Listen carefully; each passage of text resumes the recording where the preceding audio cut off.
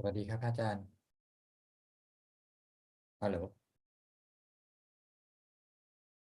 ฮัลโหลครับผมครับได้ยินนะครับโอเคครับ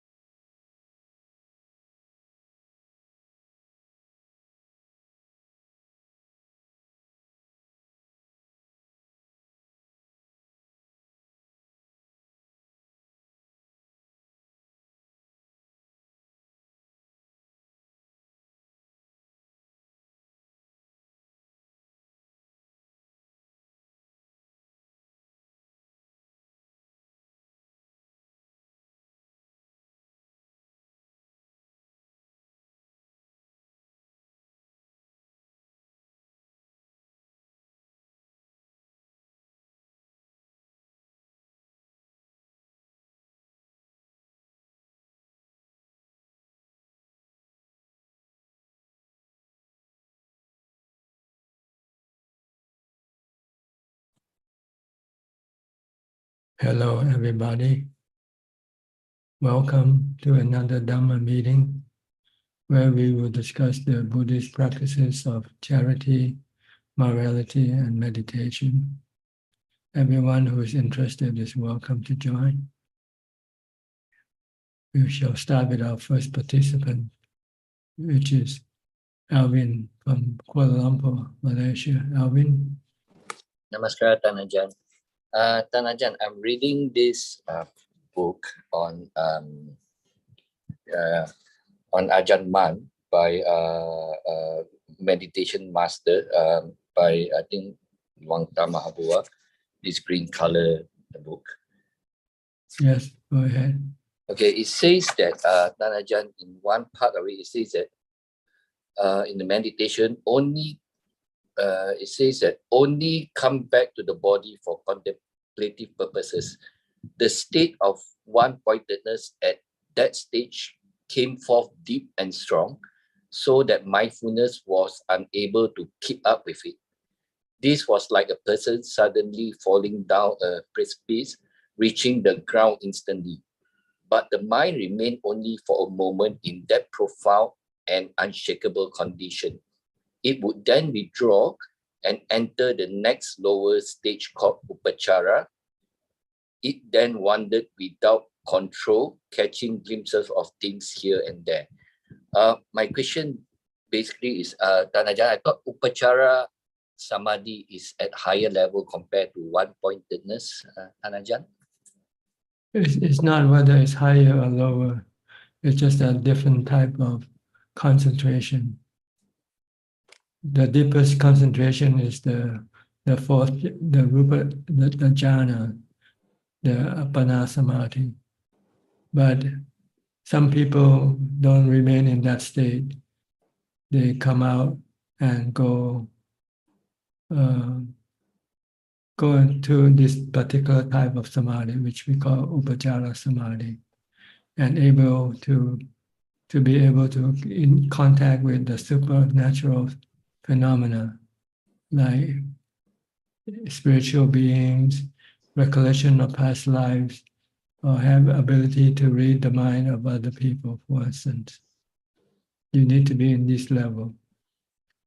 This is the same level the Buddha used when he teaches Dhamma to the Devas. If you're in the fourth jhana, you don't contact anybody or see anything. You just being absorbed in the emptiness of singularity of just merely knowing. But for some people, only some, not everybody, I stress that not very many people can go into this upachara samadhi. It's a special gift, let's put it that way.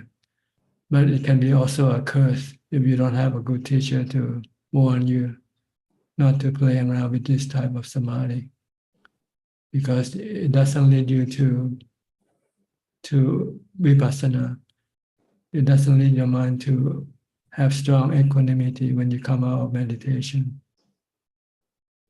So if you haven't yet become enlightened, and if you should be able to enter into this type of samadhi, you should try to bring it back to the fourth, to the appana samadhi, be merely knowing and knowing with nothing to know, in emptiness, merely knowing, and stay in that state for as long as possible, because it will give you strong equanimity when you come out of this type of meditation. Then you can use, if you want to develop vipassana, to see the three characteristics of existence and see the cause of dukkha is your cravings. And you can stop your craving if you have this strong equanimity. And if you have the wisdom to see that everything that you crave for is anicca, dukkha, anatta. But if you go into this upachara samadhi, when you come out of samadhi, you have no equanimity. When you crave for something, you will go after them. Nothing to stop your cravings. Even if you see that this will lead you to dukkha, but you will not be able to resist your cravings. Okay, so there's no stages. Yes, sometimes we use a conventional measurement to measure something that is not conventional. Okay. You cannot say it's higher or deeper. It's just another type of samadhi. Let's put it that way. Okay, which a lot of people cannot achieve, right? Lower. No. Like Mechi Gyal, right? Yeah, just very few. Ajaan Man, Mechi Gyal, and just a few of Ajaan Man's disciples have this special ability. And this type of samadhi can also be misinterpreted by the Buddhist scholar. Buddhist scholar will interpret this to be before you get to appana samadhi, you get to upachara samadhi first, which from the practical master, they say you go into appana samadhi, then you come out appana samadhi, and then you go to upachara samadhi, not the other way around. So you might read some text, somebody say upachara means approaching samadhi, but it doesn't mean that way. It's different. It's a totally different type. different. Yeah. But what is the characteristic of this type of samadhi is that it enables you to have supernatural power. That's what it is. Like Mokkhalana have this type of samadhi, but not Sariputta. Sariputta doesn't have this type of samadhi.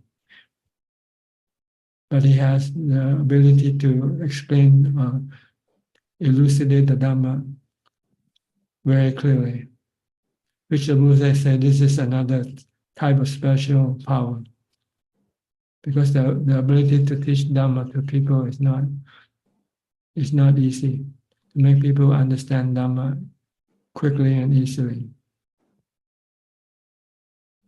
So it's considered to be one of the supernatural power.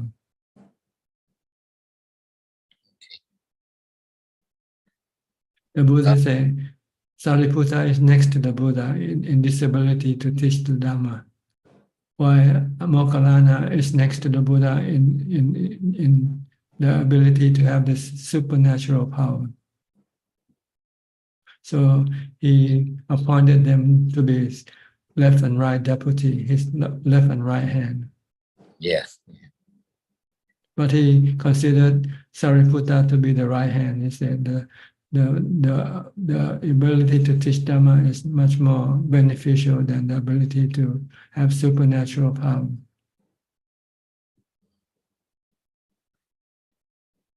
In this book as well, it says that like what you mentioned, Ajaan Sao, he can't teach, and Acharya Man, who is the teacher of the Dhamma. And also you mentioned that when Ajaan Sao actually meditate, he can levitate. That is not upachara, right? The levitation. That should be considered upachara. This is another special supernatural power. levitation.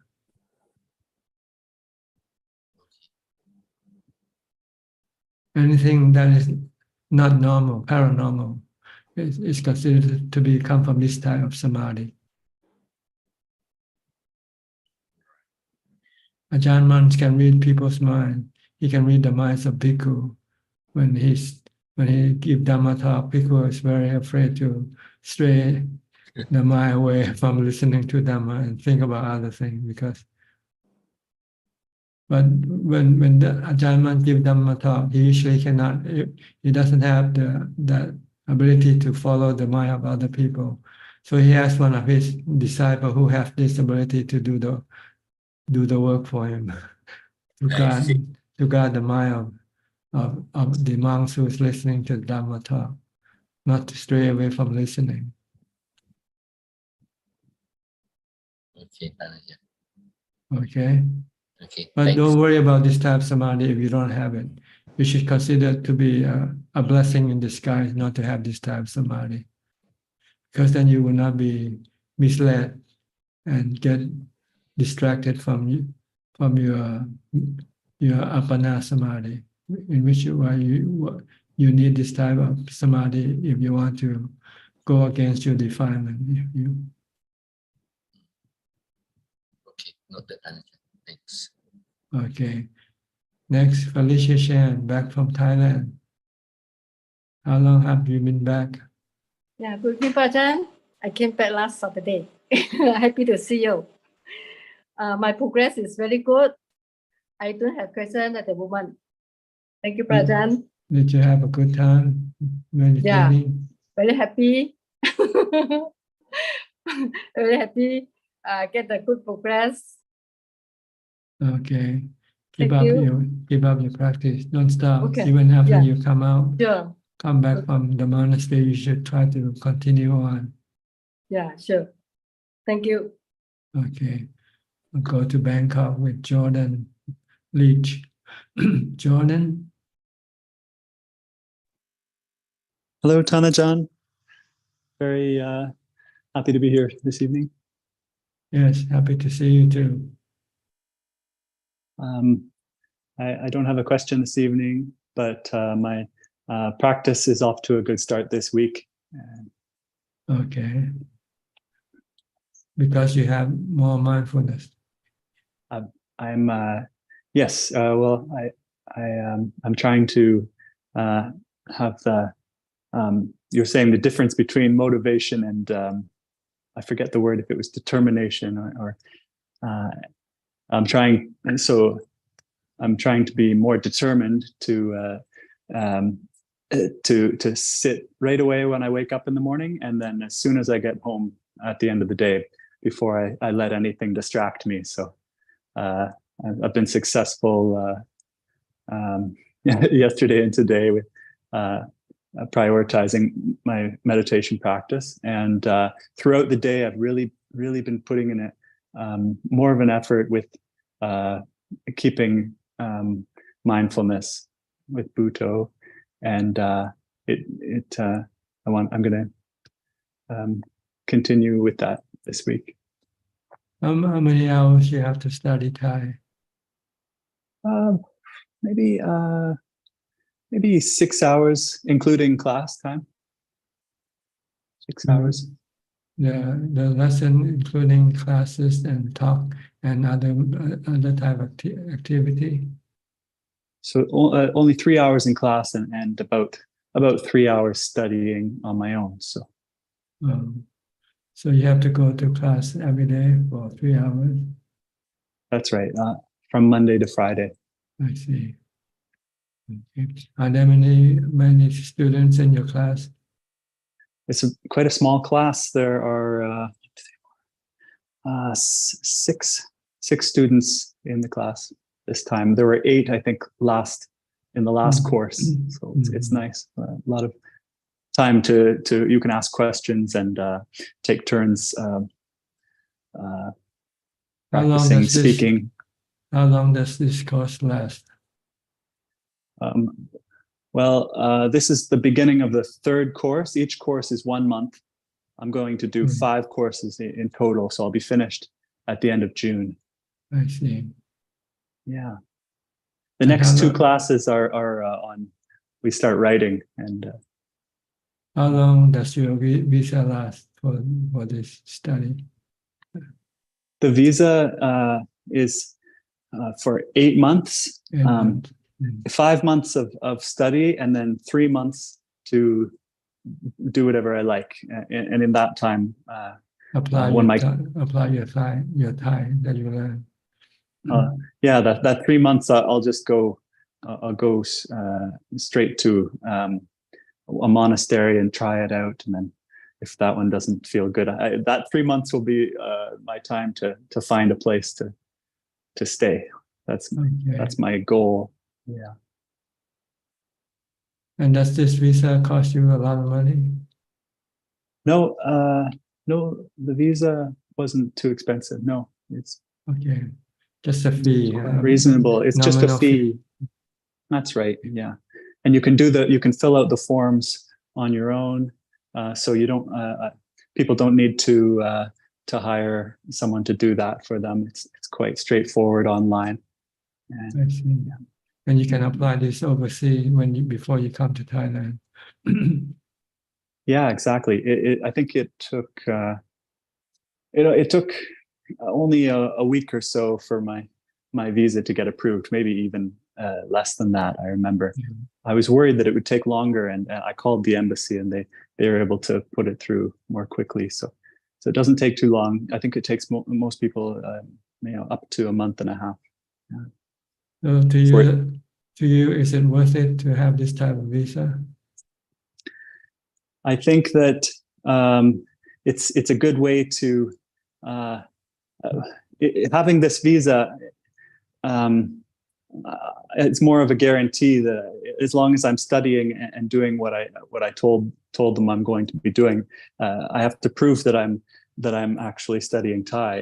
Every well, there's certain times at the end of this month I'll have to go and do a test, and then after that a couple more times I'll have to go and sort of show the government that I'm actually practicing Thai. But otherwise it's sort of more of a guarantee that I can stay for this longer period of time. Otherwise, I would have to come on a 1 month tourist visa and then extend it. I go into the government office to extend it, and then I would have to. I could stay for 2 months, and I'd have to leave the country every 2 months or something like that. Mm-hmm.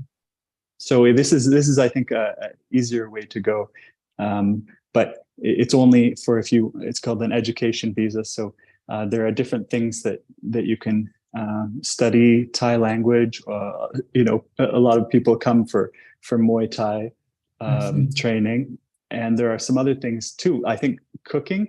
Thai cooking. Thai cooking. Yeah. There are probably other things you can study too, but I'm not sure. Okay, that's very informative.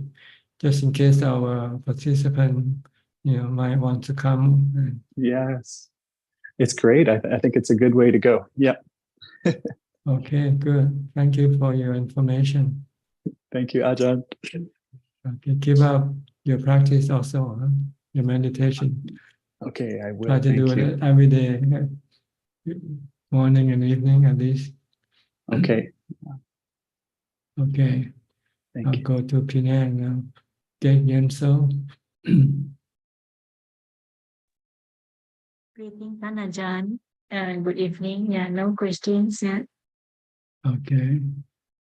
About Kwan Liman from Malaysia also. Ajaan, I just came back from last week. I was in 8 days retreat. Yeah. So, Ajaan, can you hear me? Yes, go ahead. So the teacher was teaching a lot on mindfulness and vipassana meditation. So every day she emphasized a lot on mindfulness. So I was practicing mindfulness on eating and walking. So when I was practicing mindfulness, the mind anchored at the present moment on that activity and not thinking of other things. So when it happens, I feel more awareness of what is happening within and better concentration when I do sitting. So I have all the time when I practice mindfulness on eating. At that moment, I actually aware how the teeth work in rhythm, left and right, breaking the food, and which the different teeth that breaks the soft food and the hard food. So for a moment, when I was very mindful, I saw that the body part was actually chewing and not myself. So I start to see the wonder of having mindfulness. Yeah.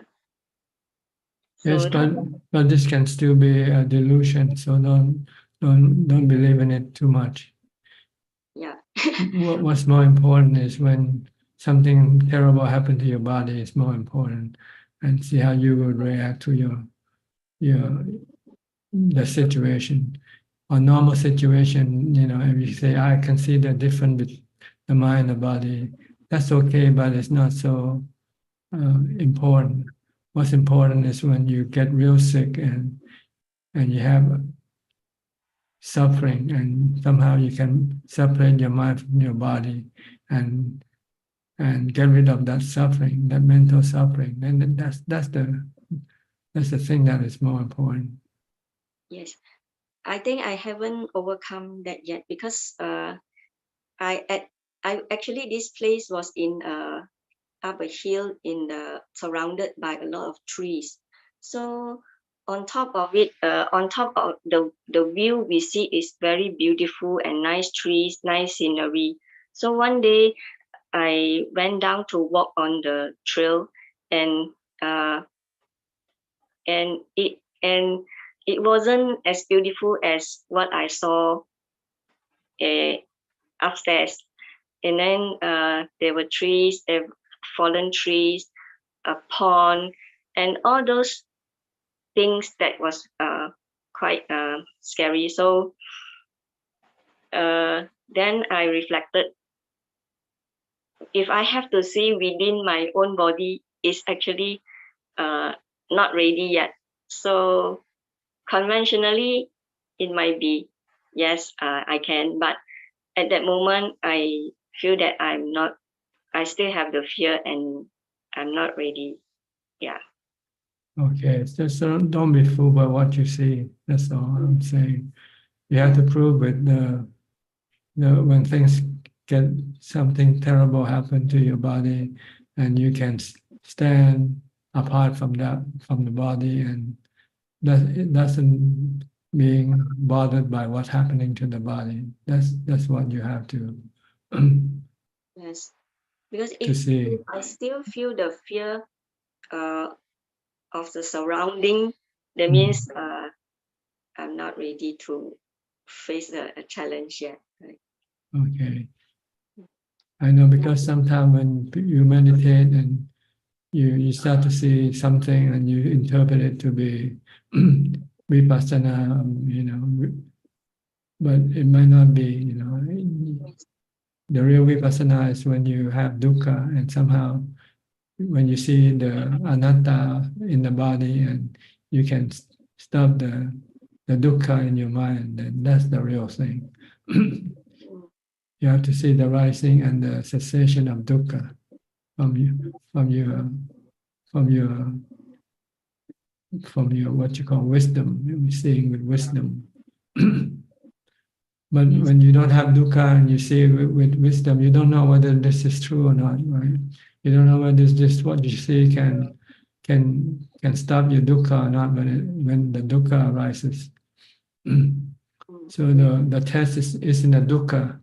When you have dukkha and you can somehow see things with wisdom and then stop the dukkha from happening, then this is real. But first, I have to have more mindfulness first, right, Ajaan? Well, you have to have equanimity. You have to have jhana. You have to get into it. You have to meditate, and your mind become totally still and become singular, being alone in emptiness. Everything's disappeared from the mind, and the mind just remain peaceful and happy, contented. Yeah, but Tan Ajahn, when I meditate, I do feel what Tan Ajahn was talking. Like I don't feel anything happening, and I don't feel the thoughts is peaceful. Because you haven't got there yet. See? Yes, I have. Okay, I will try more. Okay. You have to get to that point, the point in which the mind becomes totally empty, absorbed, and just being content and have equanimity. No emotion, no love, hate, fear, or delusion. Tan Ajahn, even if I don't feel anything, that is not the state yet. I I mean, don't know. You have to. This is something you have to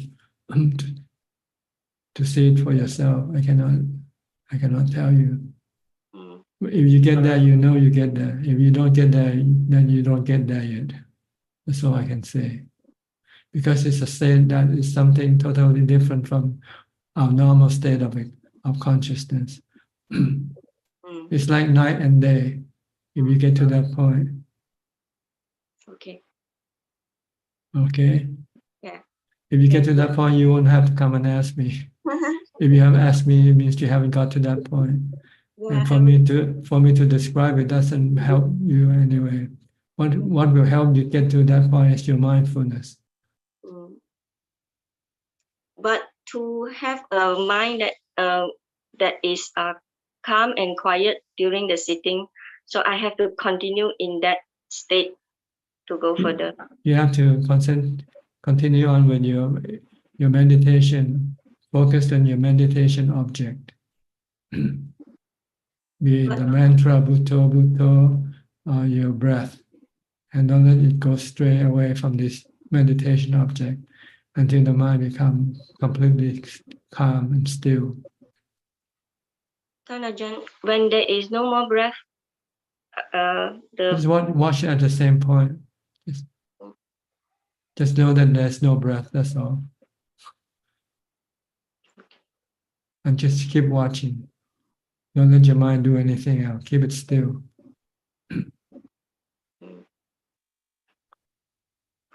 Okay? Okay, thank you, Tan Ajahn. All right, next thing from Singapore. Yeah, greeting, Prajan. This evening, I'd like to ask Prajan if I continue to practice and until the time when I pass on, and the things which I will carry on with me will be mindfulness, wisdom, faith, and perseverance. So may I ask Prajan to elaborate more on these four qualities so as to increase my motivation in meditation. Thank you, Prajan. I don't think I have to explain to you. You already know. You just told me. So what is there for me to explain? Oh, because I feel that sometimes I have that motivation to meditate. Sometimes sometimes it's lacking.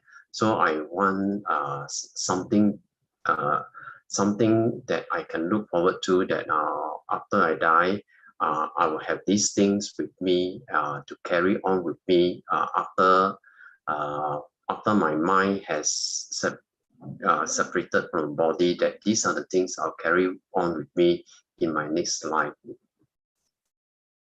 You carry on, you don't know when you're going to die. See? So you have to assume that you're going to die today. And that's what you have today, is what you're going to take with you. That's all.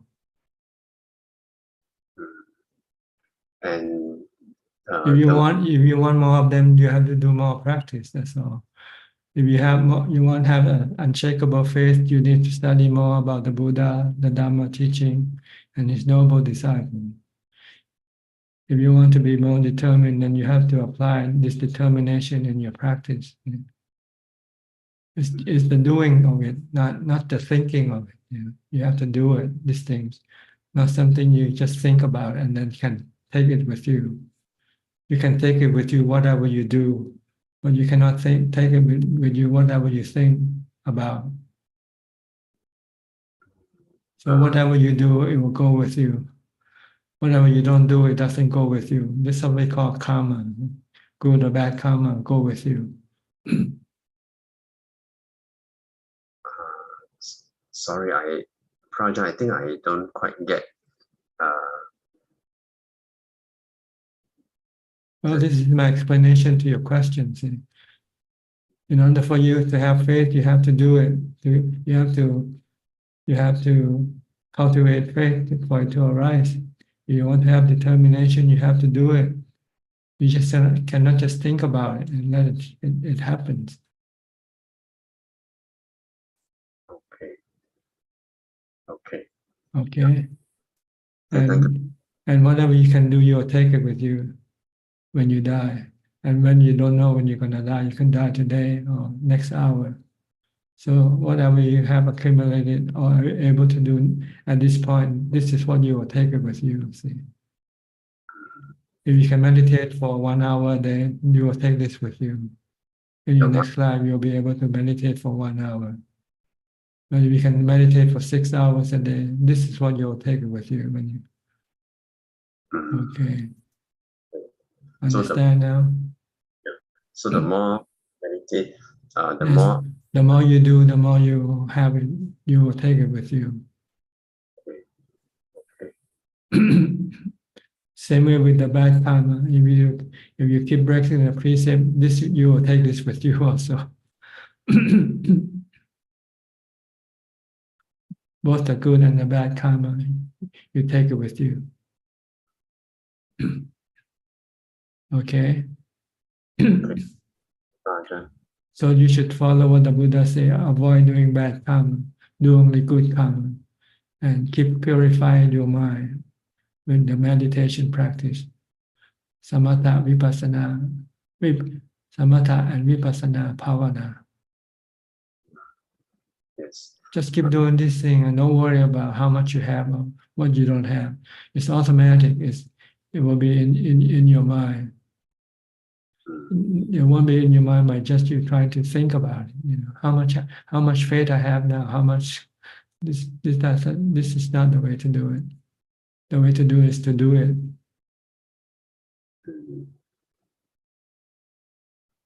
The more you do it, the more you take it with you. Like if you go to rob a bank, the more money you grab, put in your bag, the more money you take it with you, right? Yes, true. So Okay. don't Don't think about the money, how much money I should take, you know, just grab as much as you can because you don't have much time. The police can come anytime when you rob a bank. So you want to grab as much money as you can. Same way with life. You know, life can end anytime. So right now you can grab as much as you want. So try to grab as much as you can right now before you die. So I will grab as much hours of practice as I can. That's right. Okay. Dhamma is like money in the bank. Mindfulness as the money in the bank. Yes, mindfulness, wisdom, samadhi, vipassana, you know, these are money, Dhamma money. Okay. Even though I may not be able to realize any jhana states, but I'll just do the practice. Well, if you don't realize, then you don't take it with you. You might take the effort with you, but you don't take the result from your effort with you because you haven't got it. So just do the practice. If you do the practice, at least you get the habit of doing the practice with you. But if you get the result, you also will take the result with you. If you don't get the result, then you don't take the result with you either. Okay. Understand? Okay, I'll just take the practice first. And that the practice is called magga. The result is called phala. Magga phala. Okay, I'll take the magga. Yeah, take the magga, the path. Follow the path. And then when you get the result, then you get the phala. Then you can take the fruit with you. Okay, I will do the magga first. Okay. the Ajaan. And you have to do it correctly in order to get the result, the fruit. If the marker is not correct, then the fruit will not come off. It will not come up. Anapanasati should be the correct part. Every practice, whether you keeping the sila or mindfulness, or you have to get to equanimity somehow. And vipassana, you have to see the Four Noble Truths. You have to see and understand the three characteristics of existence.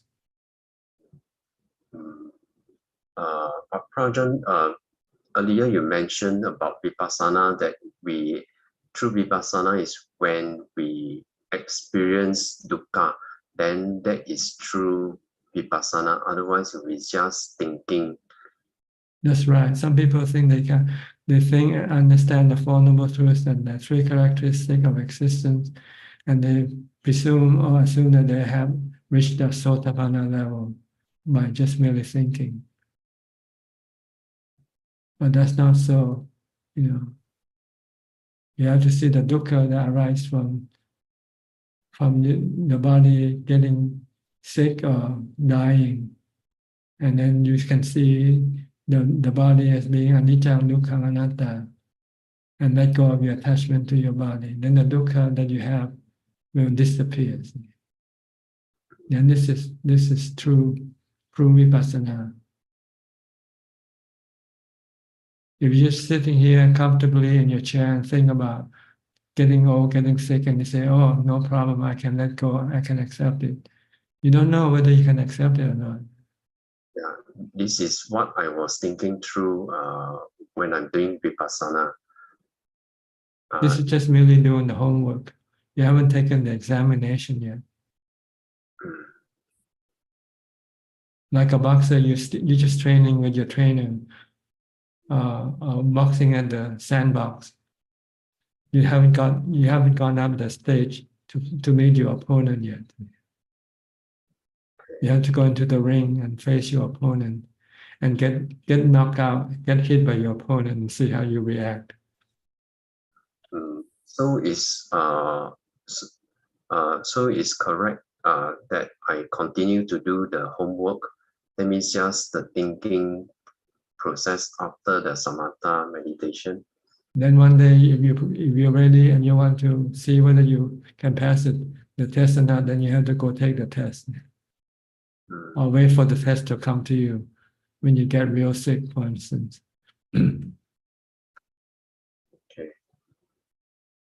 Okay. Yeah, I will continue to do the homework for vipassana. Good. Okay, very good. I'll go to Wales now, to Diana. Greetings, Tanajan. I was wondering about, you said the other day that if you replace the word God with nature, it all makes sense. And I was wondering about that, but also about the teachings about responsibility towards the world and nature and what they were. We're speaking of two different levels of responsibility. See, if you speak about the mundane level, then yes, you have to take care of nature. You have to deal with people properly. Using loving kindness and so forth.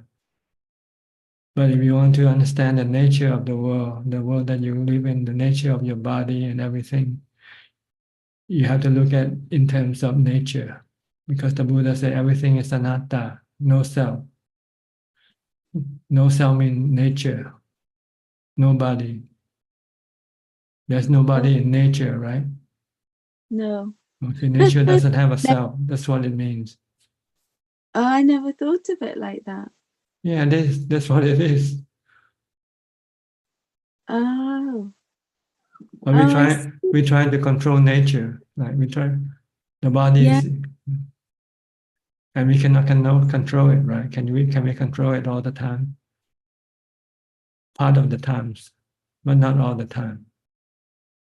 What's the teaching about creation? Same thing, nature creates and nature destroys. Okay. Anicca, see, all that are created will one day be destroyed. That's what anicca is about. And I suppose we don't need to understand it, do we? Well, you have to, you see everything, the tree, they grow and then they die, right?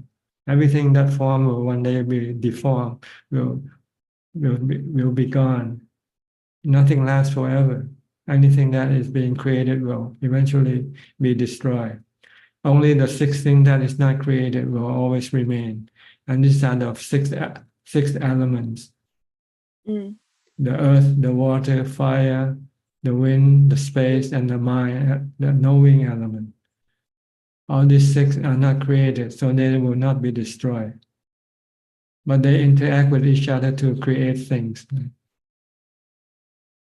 The four elements form together to form trees and animal body, human body.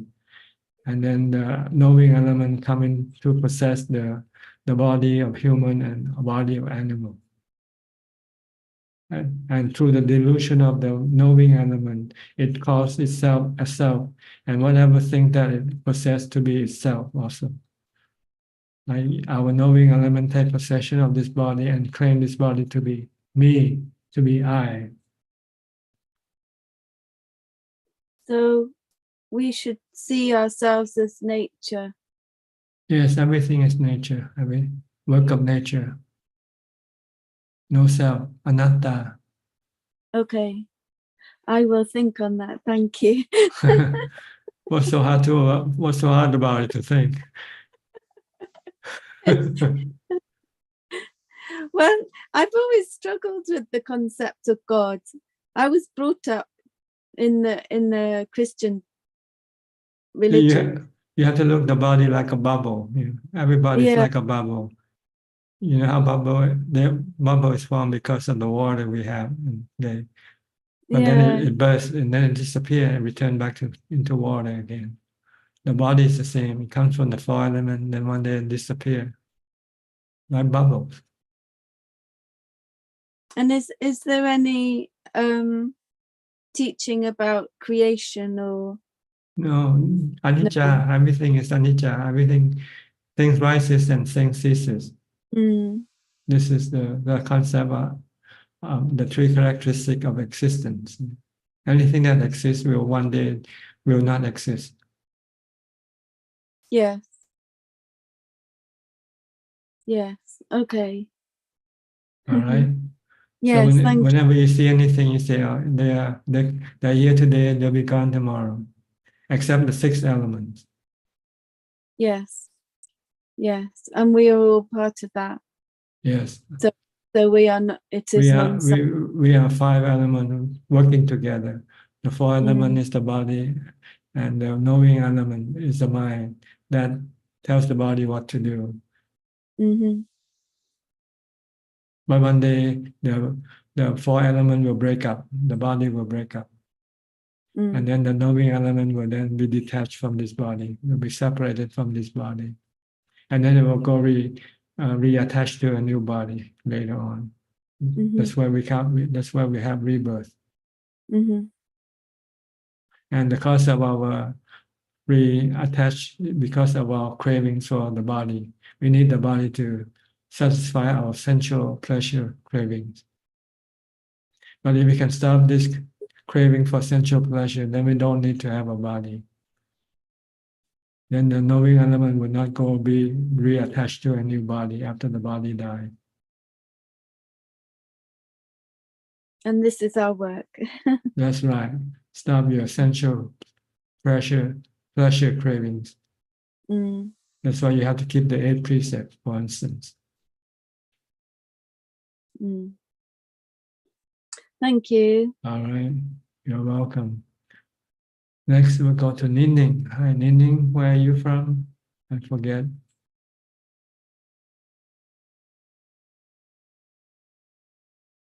You have to unmute your microphone. Not yet. Not unmuted yet. You have to press it again. It doesn't work.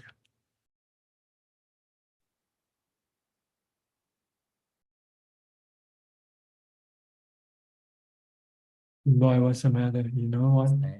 I asked her to unmute. Can you see the unmute mic icon on the left corner of your screen? Lower left corner of the screen. Touch the bottom of the unmute.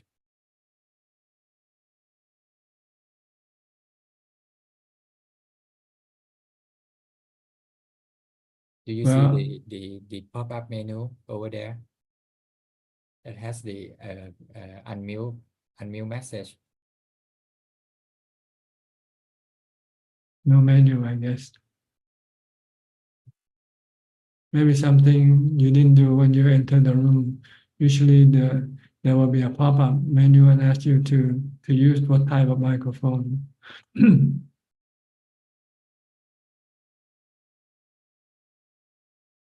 Or maybe it's automatic in some handphone.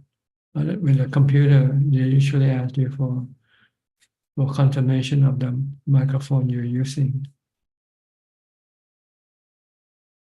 I have to go to somebody else, okay? I'm sorry. I'll go to Philip. Philip from Malaysia also. Good evening, Dan Ajaan. I just have a slight question. In the definition of Buddhism, right? A life must have a knowing element in it, right? I mean, in science, we know that plants are also considered living elements, and algae, bacterium, and things like that. So, in the Buddhist definition of life. Well, in order for the knowing element to be attached to a body, that body has to have the sensual organs.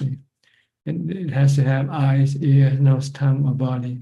I'm not sure whether they have to have all five or not at the same, but because that's what the knowing element wants, a body that can have the five sensual organs for it to use to access the sensual objects. So any living organism without these five sensual organs then will have no life, will have no knowing element attached to it. So if you kill this type of organism, it's not considered bad karma. Like when you take medicine to get rid of your virus or your germs in your body, this is not killing, because germs or virus have no knowing element attached to them. Okay. Yes, understand. All right. Thank you, Dan Ajaan. Gary from Singapore.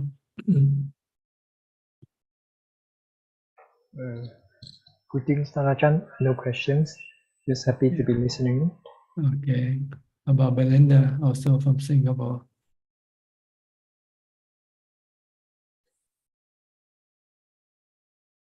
Good evening, Dan Ajaan. Can you speak louder? Good evening, Dan Ajaan. Yes, good. I was knocked out from the boxing ring last week. I missed the Dharma talk. Okay. Coming back again. Yeah. Continue. If you don't have dukkha, you don't know whether you can get rid of dukkha or not. See? So you have to have dukkha first. Then you can use your wisdom and your samadhi to get rid of the dukkha. But when you have no dukkha and you say, okay, I have no dukkha, but how can you prove that? You have first to have dukkha, and then you have to be able to use the magga to get rid of your dukkha.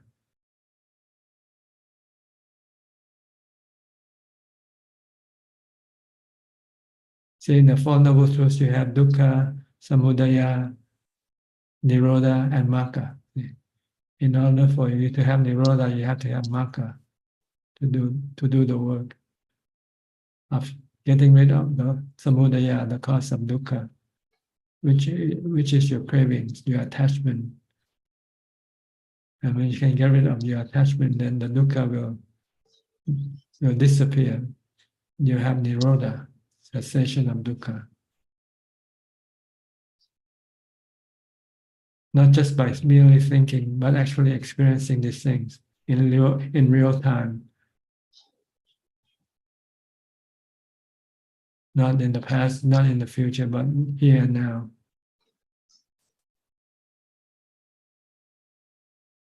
Okay. Anything else? Coming back to the breath, Ajahn. Practice mindfulness and samadhi first. Okay. Good. Go to Colorado with Julia. Hi, Julia. Hello, Ajaan. Thank you.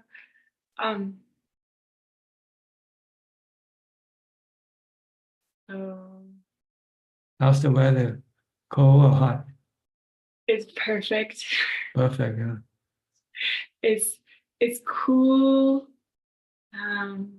Nearly springtime now. Almost springtime. Yeah. Yes. How is it Very hot there? now. Hot. It's 35. hot. Yeah, 35 centigrade Celsius. Hot. Oh.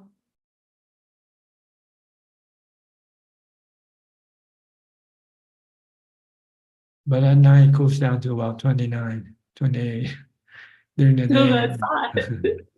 Still very hot there. But Ajaan, accustomed to that. Is it easier if one lives full time? Yeah, it's just normal. You know, you can live with it. It's no big deal. Yeah.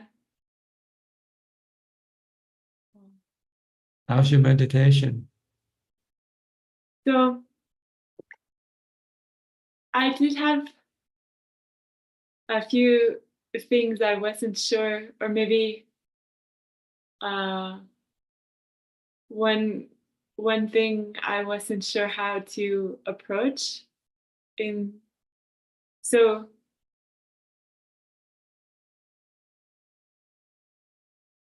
I did what thing you don't know how to approach? So I did the online retreat with a Watt last week, and it was a little more than a week. And I mean, maybe it's nice that I have the cool weather, but it would be nice to do it in person, you know? So there's this little thinking. So during the meditating full time, the mind naturally was secluded and just falling into no problem. And I was, sukha vedana, sukha vedana, just, but then when I went back to so after the retreat closing, then two things happened. One is I went and I bought chocolate right away. Your cravings come up. And the other thing is that I was invited to participate in 3 different sort of meditation retreats in person in this country.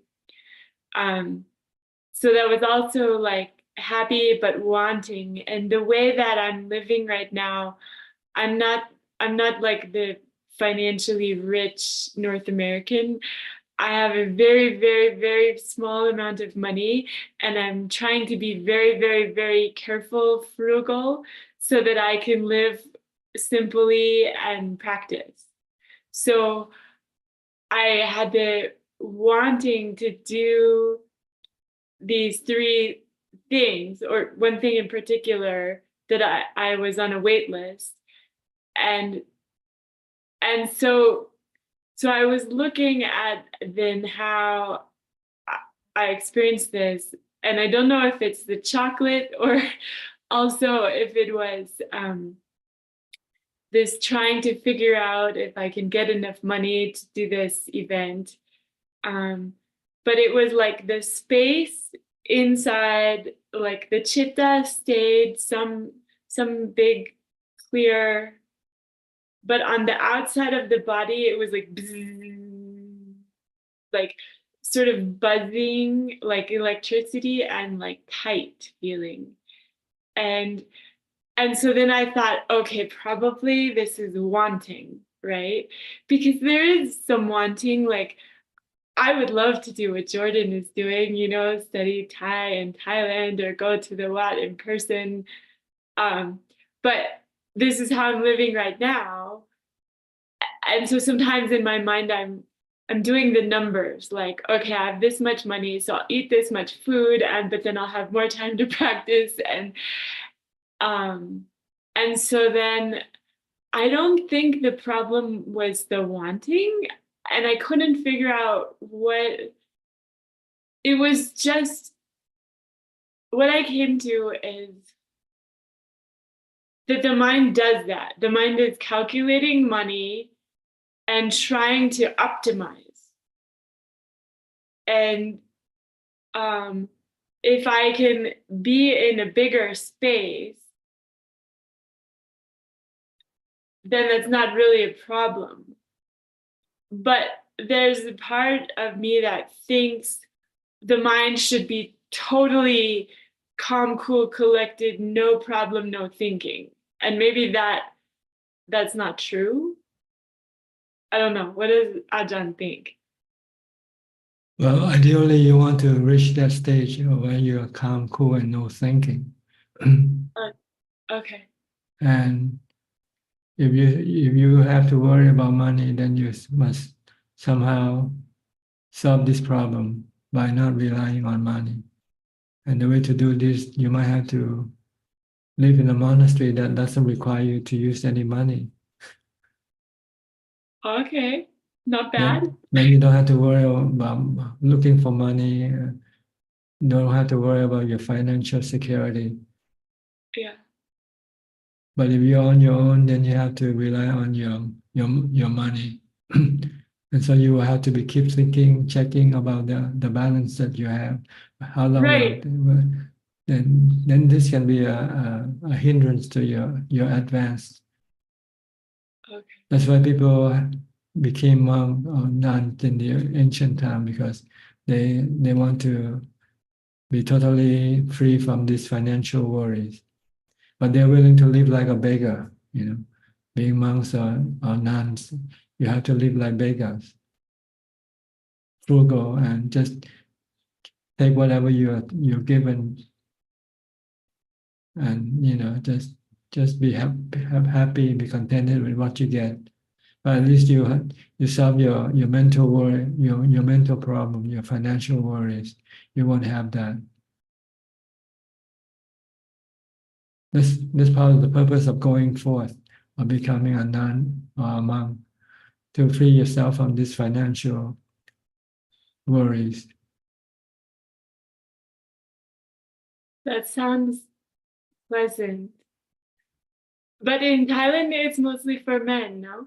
Yeah, but there are some monasteries where there are lots of there are some nunneries in Thailand also. Yeah. And there are monastery with meditation master who will take in some women practitioners, whether they are just 8 preceptors or they are fully, shaved nun. Oh. But you have to search for them, that's all. But there are some around, not as many as monastery for monks. Okay. Okay. Maybe Well, this will plant well, the you heard of Menchi Dao, right? Her biography. Oh, Well, I love that book. she had a monastery she ran when she was alive. Yeah. And I think this monastery is still there with all the women practitioners living in it. But they just don't have a master, a meditation master to guide them. That's all. Because it's not easy to replace an old master with a new one.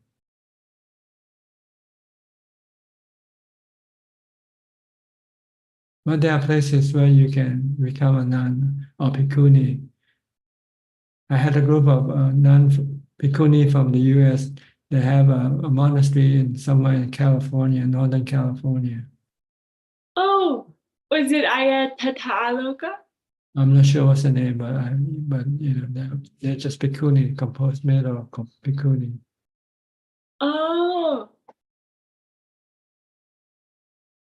So you can search in Google for bhikkhuni monastery in Northern California. yeah, maybe it was it Ayasopana. I can't remember the name, so I cannot Okay. confirm or deny. I didn't know that Pa Ajahn was so open-minded like that. What do you mean? Because some people say Nati Bhikkhuni, Meaning no that there is bhikkhuni. none. There is no bhikkhuni. Yeah.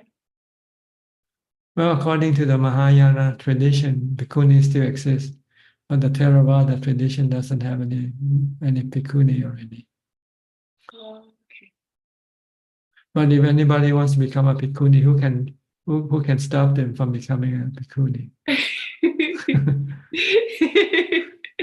Yeah, I guess it's nature.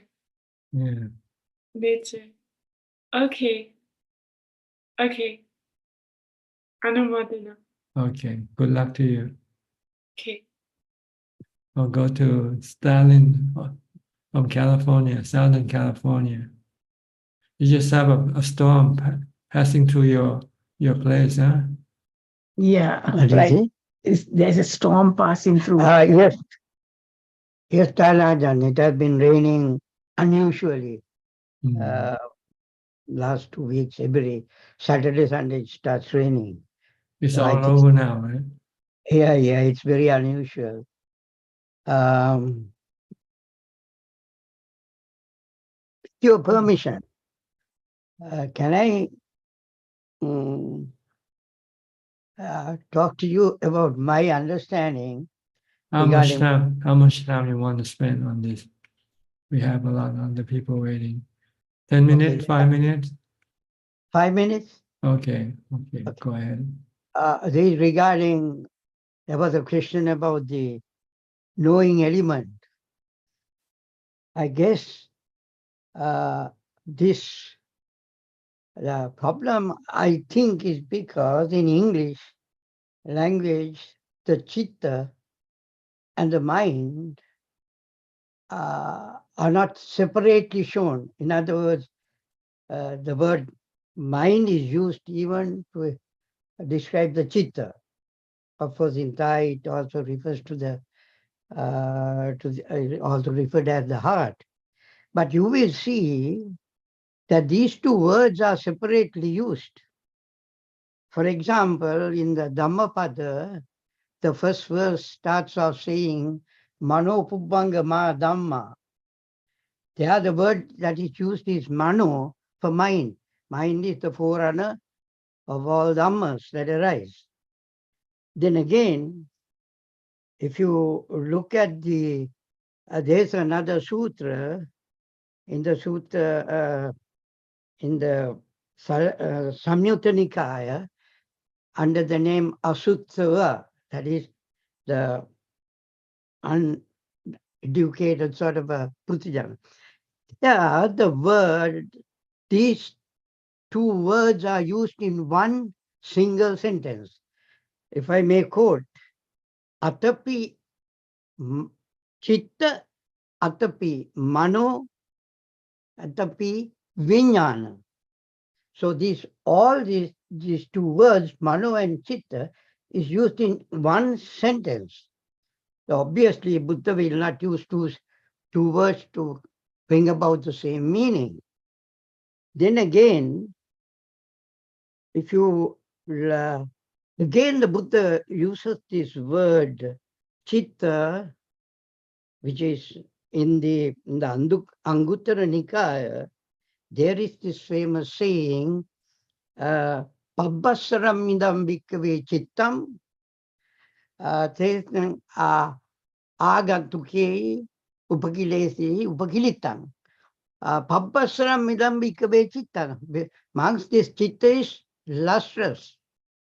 And Ajaan Mahabhuva refers to this lustrous chitta as the original chitta. Then come back to again another important aspect. Venerable Sir, you translated the Ajaan Mahabhuva's talk given in July 18th, 1979 in your Desana series, in the first book, Desana first book. There you translate this Ovadipatimokkha. In the Ovadipatimokkha, the Buddha says, the first verse, there it is said that there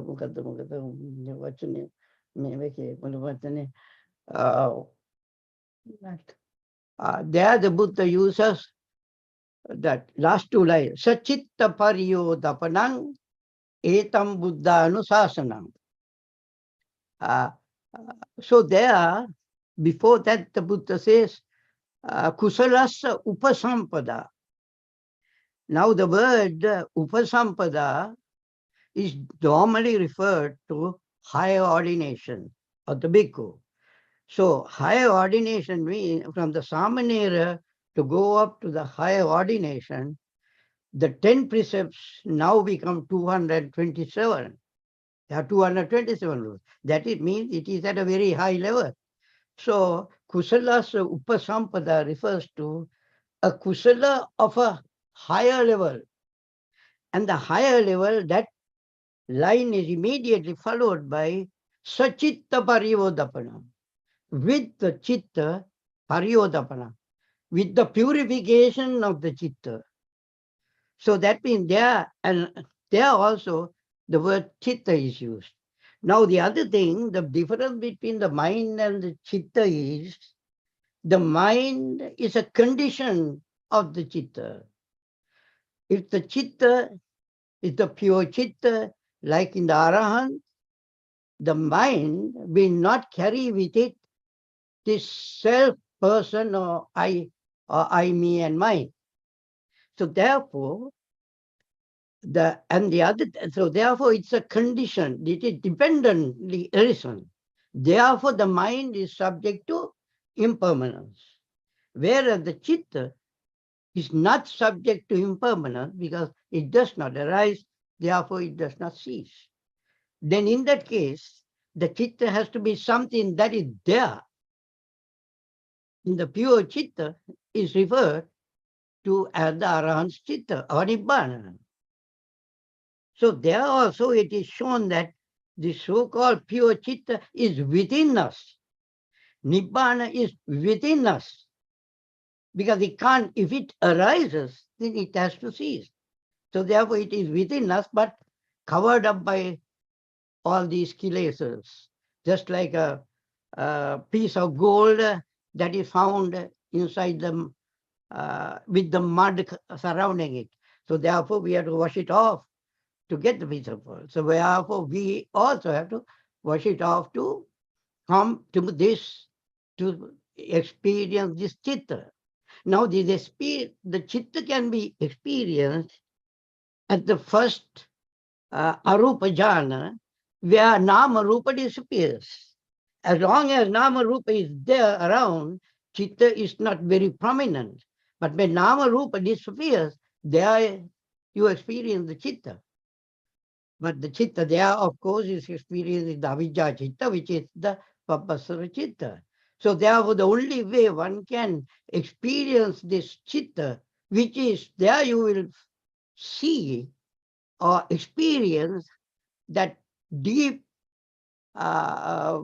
knowing without the nama rupa, which is a knower. So I thought I will. That's right. That's why you have to meditate to get to the fourth jhana. Yeah. Then you see the chitta, what it's like. In fact, at the fifth or the first arupa jhana, when total or higher, or from higher. the fourth, and on Fourth up and to the higher. eighth. Yes, Yeah. You will. you You need to get to that point to understand the nature of the citta. Yes. There you will see you will experience the citta in Pabbasura level at the fifth jhana. So our duty, our work is to get there, not talking about it. That's right. Get there. And once you get there, you will have no doubt whatsoever about the Buddha Dhamma Yes, and sanditiko. Sanditiko. So you have no doubt whatsoever about the Buddha Dhamma and the Sangha, because you do experience the four noble truths, and you do realize that you follow the Eightfold Path and that you have reached there. Yes. So that is one of the, and there you understand the Dhamma in reality.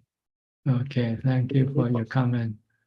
What about your wife? You have anything to say?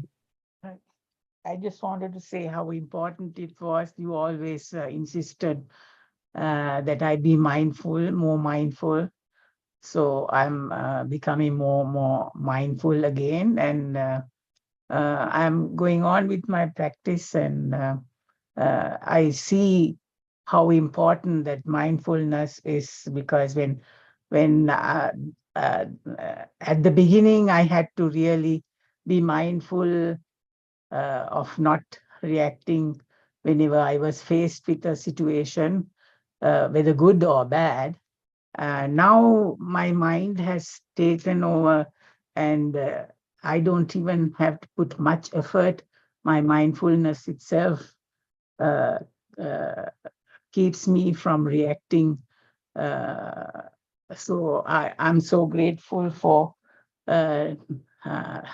reminding me to be more mindful, and now my mind itself has taken care of that, and it's easier for me now to be more mindful, and I keep on practicing every day. I have meditated the whole morning for me to But concentrate. mindfulness is not the end in itself.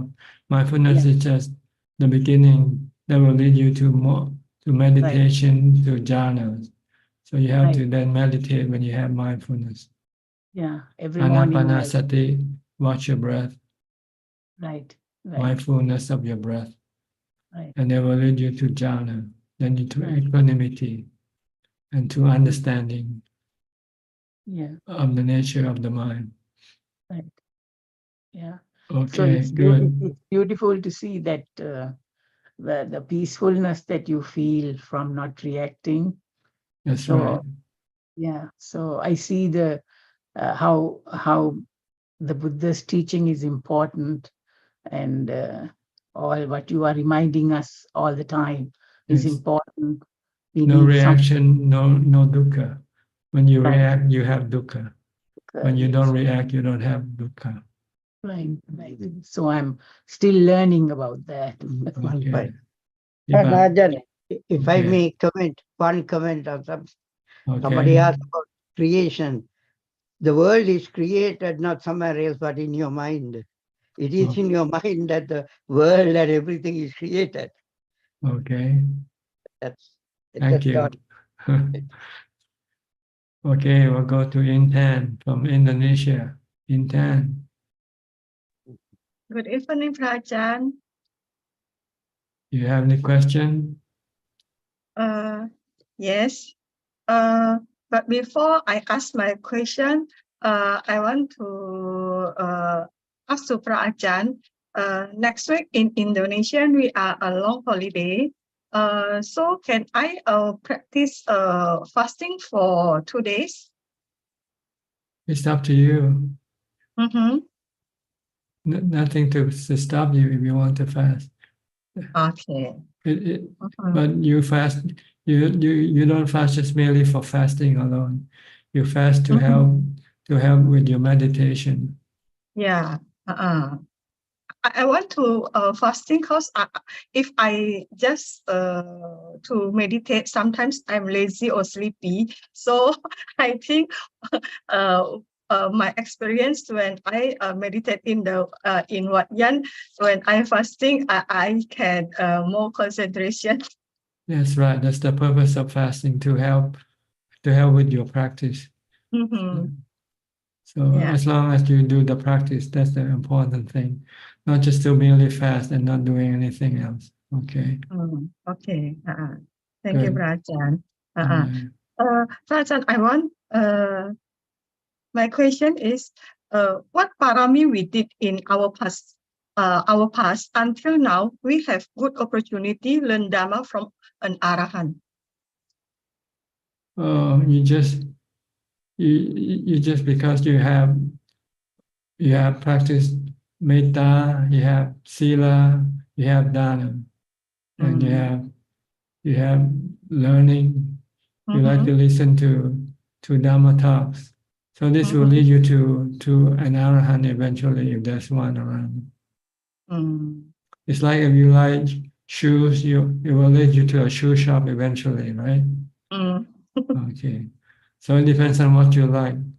What you like will lead you to whatever you're looking for. Okay. Good? Good enough answer? Yeah. Okay. That's all? Is that all for now? Okay. Thank you, Ajaan. You're welcome. I'll go to Leon. Leon, where are you from? Good evening, Tanajan. I'm currently in Malaysia. I Yes. have no question for today. Thank you very much. Okay.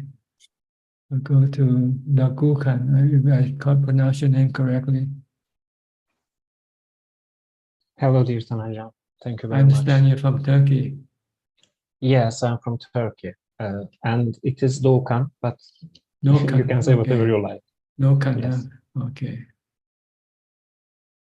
I'm very glad to be here and thank you for this opportunity because I live in Turkey and there is no Buddhist monastery or no retreat center, etc. So I have only these beautiful online opportunities. So thank you very much. Maybe one day you can come to Thailand. One day I hope so. One day I hope so.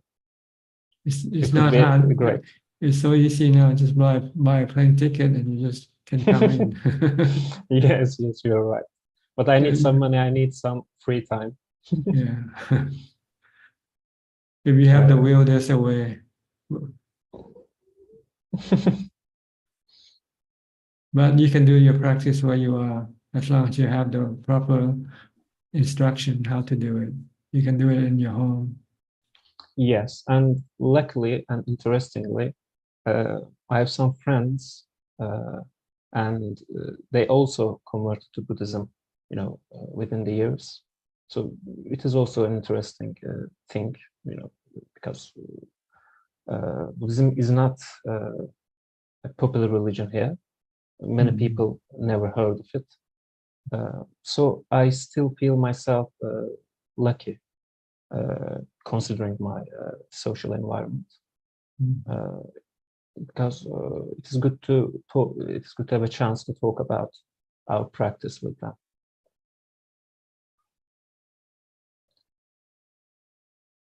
Okay. May I have a question? May I ask a question? Sure, go ahead. Thank you very much.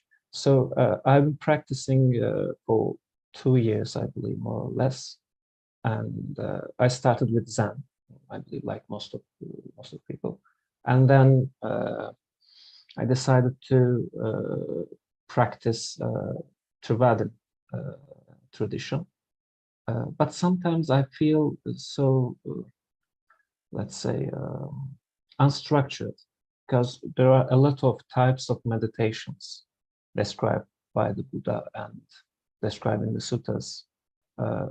Meditating on breath, metta meditation, asubha meditation, meditation on colors and elements. So I'm quite used to practice, I'm quite used to have a homework, actually, when it comes to spiritual teachings. And sometimes I feel very confused. I do breath meditation and then I ask myself, oh, what about metta? What about asubha? What about meditating on death, etc.? So what would you recommend to a practitioner to do on a daily basis? Okay. Normally, the standard, the regular way of meditation is using mindfulness of breathing. This is the normal way when you have no problem with other situation. But should you only have other type of situation arise, like if you get angry with someone, then you have to use metta meditation to calm your mind first, to get rid of your anger. And if you have any sexual desire, then you have to use a super meditation to calm down your sexual desire. So it depends on the situation. But if you have no situation, no crisis, then you just use the meditation of breathing, the mindfulness of breathing. This is the normal one to use. As taught in the four foundation of mindfulness. When you meditate, you watch your breath. And if you're not meditating, then you should practice body mindfulness, mindfulness of your body. Every instance of your action, you have to keep watching your body movement from the time you get up to the time you go to sleep. You always be aware of what your body is doing. Standing, sitting, walking, eating, taking a shower, dressing, shaving, or do whatever. Always focus on this activity. This is what we call mindfulness of body. You have to develop mindfulness first before you can sit down and meditate and be mindful of your breath. And if you have some other problem, when you meditate, you get angry with someone, then you have to use metta. And metta will teach you to forgive and forget. Let bygone be bygone. If you have sexual desire, then you have to look at the 32 parts of the body, or the 10 types of corpses. Then this can get rid of your sexual desire. If you have doubt in the Buddha, then you have to study the teaching of the Buddha and his life story. Learn more about the Buddha, learn more about his teaching. Then you can eliminate doubts in the Buddha. So it depends on what happened in your mind. The mind is like a body. The body can get sick with different types of illness. Sometimes you get stomach illness, sometimes you have headache. So you use different type of medicine to cure this illness of your body. The mind is the same way. When the mind is not normal, then it means it's sick. So you need some type of meditation or Dhamma medicine to get rid of this sickness. So you have different kind of method of doing meditation to get rid of this mental discomfort.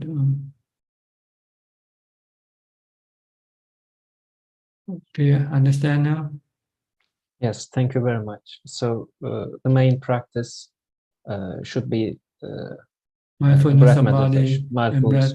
Yeah, if you're not sitting and meditate, you have to be mindful of your body activity. From the time you get up to the time you go to sleep, if you can do that, then you will have strong mindfulness. And when you meditate, you'll find it easy to get into calm because your mind is not running all over the place. You stay focused with your breath. Thank you very much for your answer. Okay. You can join us anytime you like. Okay. If you have any questions. Okay. Thank you very much. Okay. Thank you very much. I'm great. You're welcome. We'll go to Johanna from Indonesia. Where have you been, Johanna? Haven't seen you for a long time. Yes, I've been off for more than a year, I think. I just got married last December. You got married. You got your defilement. Pull you to marriage. Yeah, he is. I just visited you last 3 days, Tanajan. Saturday, me and my husband to the temple. I bring the book Beyond Earth Indonesia. Did you see me? Yeah, I see you I didn't and recognize bring you. the book. You didn't tell me your name, so I didn't know who you were. Yeah. I also bring the part to you in the morning. Prajan in front of a Warita. I see, on Bintabat. Yeah. Yeah. So I'm already back in Medan, Indonesia. I come in. I wanna pay respect to you. I don't have any question actually. Okay. Just to say hello. Yeah, pay respect to you because I just come back from Thailand and visited you. I bring the Okay. book Beyond Birth Indonesia to you. I hope you're happy with your marriage. So far, so good. Huh? So far, so good. No problem Sometimes yet. good, sometimes not good. Yeah. I think Okay. you're true, Thanajan. So far, so good. Okay. Hope it stay that way, okay? Okay. Thank you, Prajan. You're welcome. We have Alexa Aroka. Do you want to talk? You have to turn on your video.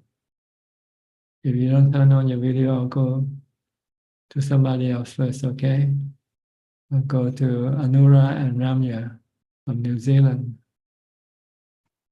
Yeah, namaskar, Ajaan. So, good evening. So, I don't have any questions, Tanajan. So, thank you for your teaching. Grateful for your teaching. Meditation's been good. Easter break's been very good. So, Good. lot of meditation and Dhamma. Yeah. So, yeah. Try to do as much mindfulness and meditation as possible. The more you do, the better. The more result you'll get. Yeah. Yes. Do you have any questions? I also try to be mindful all the time and try to extend the time for meditation. And I spend a few days to do investigation more. I started recently doing that as well. I think it's helpful to me as well. Yeah. So, no question, Ajaan. Yeah. Okay. But I think you should pay more attention to calming your mind and investigation at this stage. Because without calm mind, your investigation will not be fruitful. Okay. Yeah. Okay. Thank you, Ajaan. Thank you. You're welcome. Go to Vancouver, Sweden, Czech. Didn't see you last week. Did you come in or you just didn't have time? We ran out of time. Tanja, good evening. Yeah, we went to study, so we had to go. We had to go take a course. I see. On what? On how to run the school, run the. Yeah, on teaching children. I see. Mathematics. I did a lot of mathematics.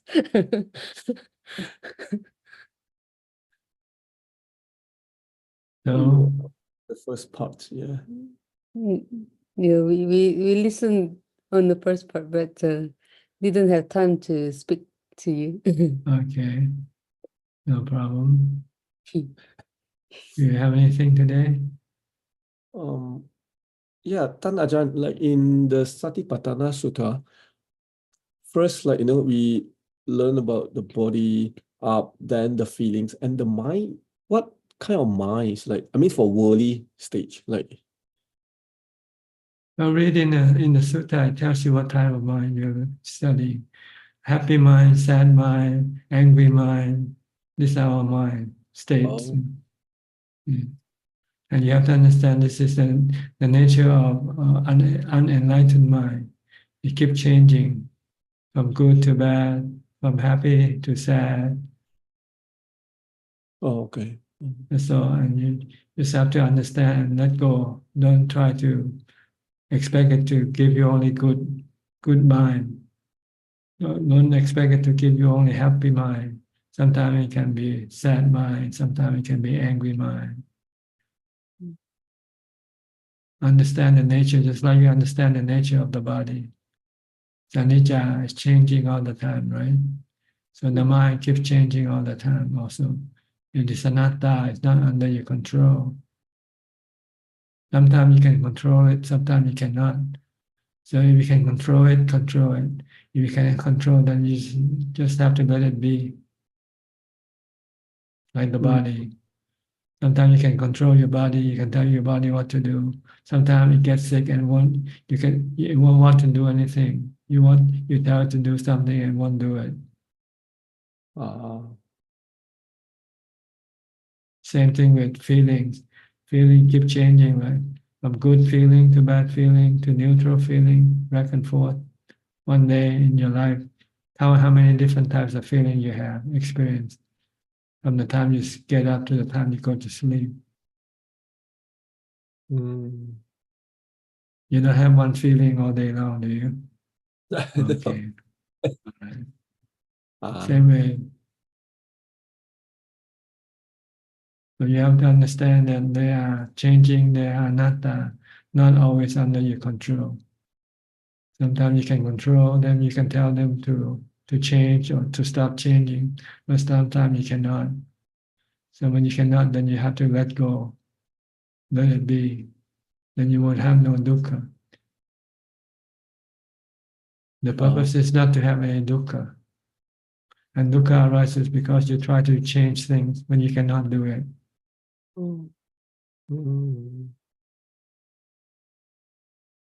Okay, understand? Understand, Tanajan. Is anxiety one part of the mind, Tanajan? Yeah, anxiety, worry, anxiety, restlessness, agitation. This is our part of the mind, activity, mental activity. Okay, and something has to trigger it before we can get to the, it's just natural. Well, there are two methods of dealing with this thing. You can stop it by meditation, when calm the mind, and then everything stops. But they only stop temporarily. After you come out of meditation, they come into action again. If you want to live with them without dukkha, then you have to understand this is the nature. And you don't try to change it, let it come and go as it like. The problem we have dukkha because we want to control, we only want to have good mental state. We don't want to have any bad mental states. But we cannot control them.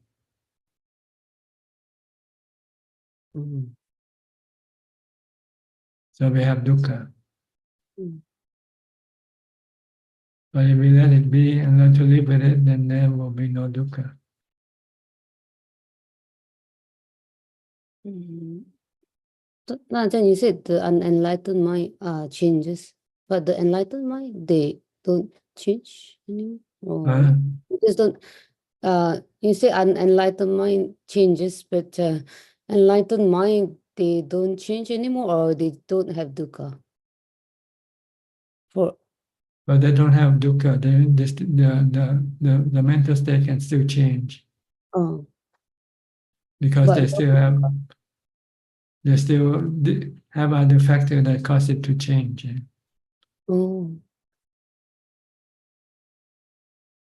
But they know how to deal with these changes.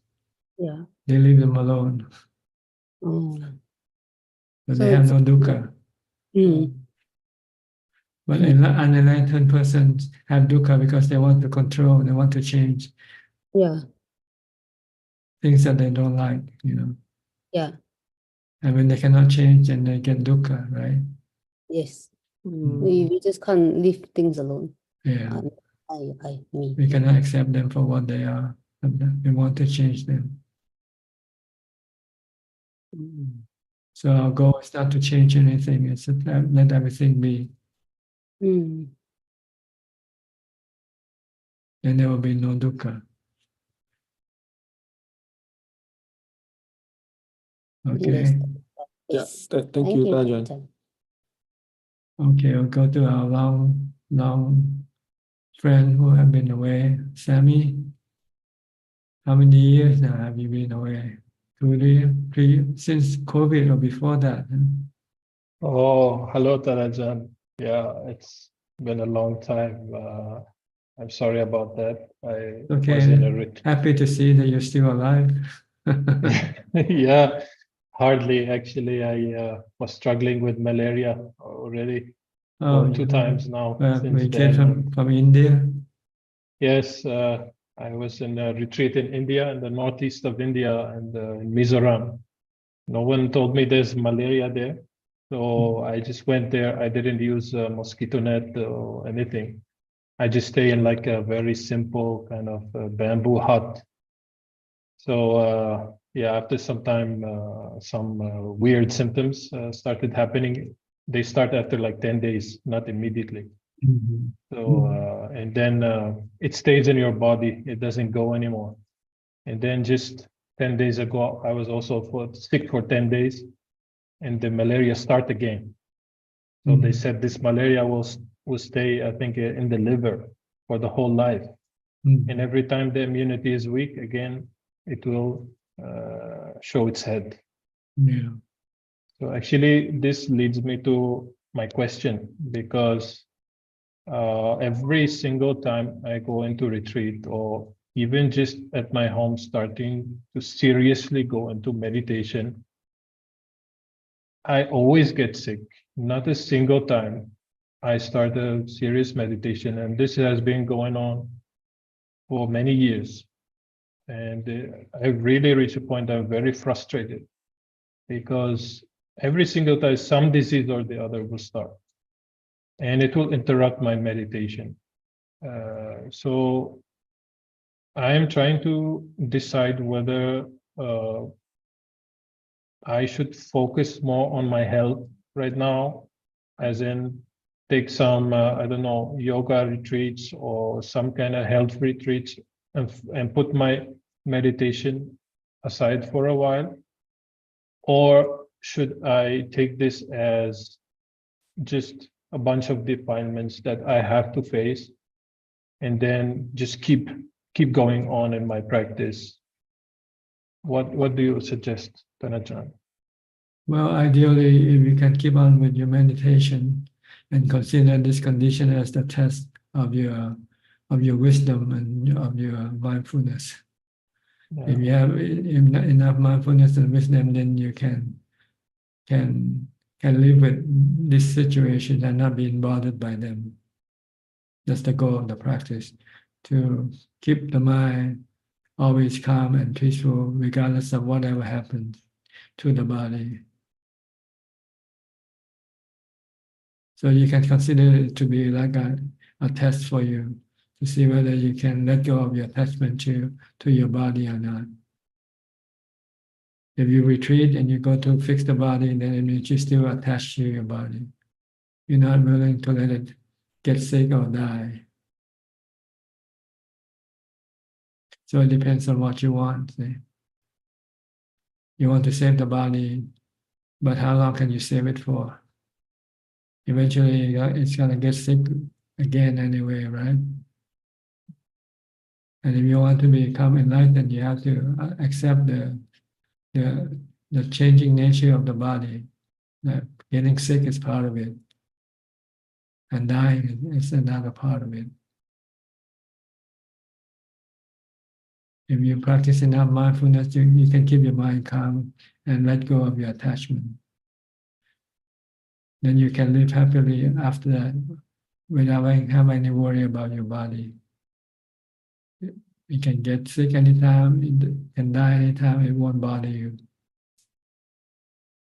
But if you go back and try to fix your body, it means you want your body to be well. So anytime your body gets sick, it can become a problem to you again. So what do you want to do? Fix the problem, fix the mental problem, or fix the body problem? The Buddha said the body problem is you cannot fix. Eventually, it's gonna end up dead anyway. You can kill this disease now, but you have a new one coming after it. Yeah. But if you fix the mental disease, then once you fix it, it will be gone forever. And Ajahn, I'm wondering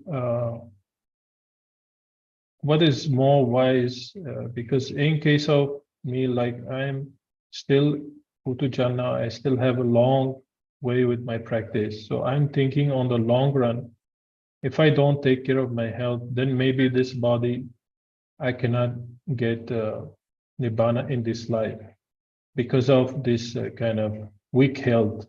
And now this disease is already stuck in the body. That means anything, even if I get a flu and then my immunity gets weak, then this disease will be stronger than my immunity. Again, it will come up. So I think that Kruba Ajahn have dealt a lot with the malaria problem because that's always in the forest, coming from the forest area. We don't have this problem here in Lebanon, for example. So, but now it's in the body. So what would be more wise if I can also kind of, like you said, forget about the body, work only on the mind. But if this body dies, then who knows in next life where I will be born or whether I will come in contact with Dhamma or not. And even if I'm lucky enough to come back as a human being, there's no guarantee the Dhamma is going to survive. As you know, the Dhamma is disappearing. The real Dhamma slowly is going away. So that's my concern. If I take care of my health for the sake of the practice, not for the sake of the health itself, because the understanding is there that, of course, maybe even this malaria will be the end of me eventually. It will win. Eventually, even when I get older, it will win. I know that. But I want this body to last at least until I get success in my practice. Otherwise, there's no use. Well, in order to get success in your practice, you have to let go of your body, see. That's the dilemma there. That's the dilemma, huh? Yeah. You want to be succeed, you have to let go of your body. You have to let go of your attachment to your body. And letting go of the body means leaving it alone. Don't fix it. Let it get sick, let it die. So right now you have the body waiting for your decision, what you want to do with it. If you fix the body, then it means you want to let go of your attachment to your body. If you're willing to let it go, that means you let go, you leave it alone. If you want to get sick, you continue on with your practice, mindfulness and wisdom. Then you have no dukkha. Then you become successful in your practice.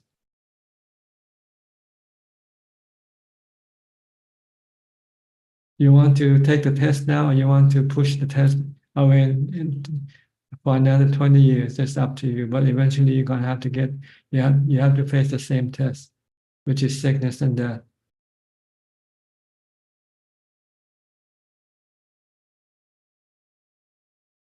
This war that we have started on the defilements, there is no retreat. We have to go all the way. If you want to beat your defilement, then you cannot stop until they are completely vanquished. Either completely vanquish or we die trying. Well, no retreat, no surrender. Then you try again next lifetime. See, you keep doing it. Like a Sotapanna, he still have to continue on with the other defilement he hasn't yet got rid of, and he had six human life to do it, to get rid of the lower fetters. Once he got rid of the lower fetters, then he won't have to be reborn as human. He'll be in the Brahma realm, and then he'll deal with the other remaining fetters.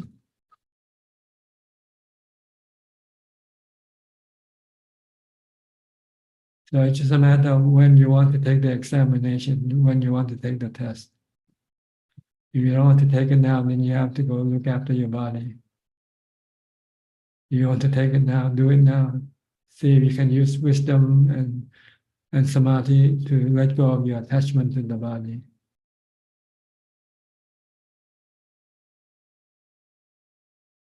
Okay. Thank you, Ajahn. Are you back in Lebanon or are you still in India? Yes. Now my visa to India had some problems, so I had to come back to Lebanon, and now I just made the application for the Indian visa again. How long were you there last time? About 2 years. 2 years. Yeah. Last 2 years, yeah, I was there, and now 2 months here in Lebanon. I see. And you plan to go back again? Yes, but I'm also making application to Ajaan Kalyano Monastery in Australia. I see. Do you In Melbourne, you I know think. him? Yeah. I heard he's in Yeah. Melbourne, right? Near Melbourne. Yeah. Yeah. So Okay. I'm Maybe hoping maybe he to. can tell you what to do. Yeah, I don't have any contact with him, but if they accept my application to Australia, then I will go to try. They said you have to come and try. Yeah. So I will go to try, and then if it's okay, then I can ordain there. Okay. If not, then I have to look for another option. All right. Yeah. Good. Okay. Nice to see you again. Yeah, same here. Same here. Okay. Keep up the Thank effort. Don't stop. Don't give up. I'll try my best. Okay. Thank you for your advice. Yeah. Go to Winona, I think. Charlotte from Indonesia, right? Surabaya. Yes, Ajahn. One dimension. With Ajahn always. Can you speak louder, please? Yes, one dimension. I want to ask. I have heard that if we have ever done mistake to a monk, that's still Buddhajana, but then he attained arahantship in this life. So our mistake that we have done to this monk, it seems like we do the mistake to the arahant. So we will get karma result like the karma result that happened by us when we did the mistake to the arahant. Why it can happen like this, Ajahn? Thank you. If you've done something wrong to somebody, you cannot erase that karma. You have to eventually pay the consequence of that karma. But the reason why you say you want to say sorry, it just means to teach yourself not to repeat the same mistake again. That's what it means. When you ask forgiveness for something you did wrong, it means that you accept what you did was wrong, and you don't want to repeat the same mistake again. That's what it means. But you cannot erase the bad action that you did. You cannot erase it by saying you're sorry. Sooner or later, this bad action will bear fruit to you. Okay, understand? Thank you, Ajahn. Is that all the question you have tonight? Okay. Now let's go to Marcia. Marcia. Hi, Marcia. Where are you now? Oh, I'm in Ohio. Thank you. Okay. Thank you. I had a question about reciting the mantra, or maybe I just want to explain what happens when I do it. I usually, I don't use the mantra a lot, but when I do, I'll say Buddha, Dhamma, Sangha silently within my mind. And it brings about a concentration almost immediately if I can say it from the same point in the mind. I don't know if that makes any sense. It's like there's a point. That's the purpose of doing it. You want to still your mind, see, when you recite the mantra. Right. So that I'm wondering, what is this point? It's like where I know the mantra. And then over the years, I've had a couple of experiences where the mental energy will retract like a current to a single point. And I've read in some of Ajaan Chah's writings where he talks about a point of knowing or a point of awareness. And he says it's like a throne. It's like you're sitting on the throne where there's only place for one, for you. Can you talk a little bit about the point? And I'm wondering if one time I reached the point in a really profound way, and it just, at the end, it just broke apart. And there was a total peace, just a perfect, not peace, a perfect stillness, like absolutely nothing. And that was, a few years ago, but I've wondered about this point, and if that's I don't ever see lights or brightness or anything like that, but I'm kind of trying to figure out where I am in the practice. Well, it sounds like the fourth jhana to me, when your mind becomes still and empty and merely knowing and have contentment, peace. You don't need to see light or anything. If you see, it means you haven't got there yet. Okay, so I don't need to do that. That's right. good, because I'm not seeing that. Yeah. You just want the mind to be still, peaceful, and happy by itself. That's all. That's what it means. But it's never very happy. That's what I struggle with in the meditation. I feel like I can reach the equanimity at times, but like the happiness, it's like, where is that? It has to be a different kind of happiness then. Yes, it's happiness from equanimity, which I think means contentment. Mm. You feel fulfilled. You feel complete. You feel you're not lacking anything. Mm. You have no love, fear, hate, or delusion in that state. Empty of emotion. Mm-hmm, mm-hmm. So your mind not reacting to anything. Correct. But then I still have some craving for. Cravings are still there, but they're not craving working. Is still there. But they're not working at that time. But after you come out of meditation, your craving will return.